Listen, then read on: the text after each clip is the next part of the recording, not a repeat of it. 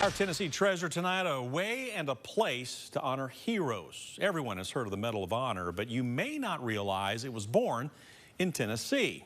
160 years ago, during the Civil War, the first Medal of Honor was presented to Private Jacob Parrott for his role in a daring raid on the strategic rail line to Atlanta, which involved stealing a locomotive, ripping up the tracks, and cutting telegraph wires.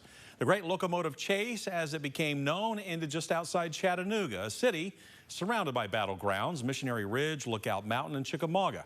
More than 50 Medals of Honor were paid for in blood. Chattanooga is known as the birthplace of the Medal of Honor. As you move down the hall, you are moving back in time to the Civil War.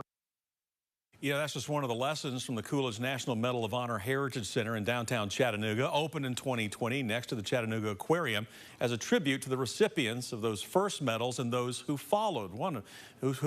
Now, one of them, soon to be featured on the museum walls, we met yesterday. Captain Larry Taylor, awarded the Medal of Honor by President Biden for his rescue of 4 soldiers during the Vietnam War. In 1968, Taylor and his Cobra attack helicopter were called in to give air support to the recon team surrounded by the enemy.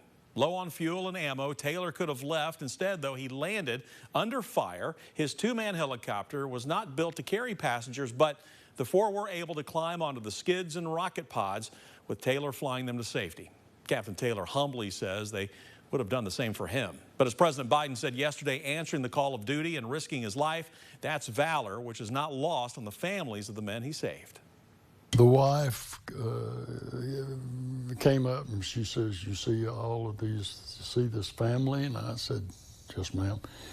She said, "If you hadn't pulled my husband out that night, none of these people would exist." You never even think about things like that. It just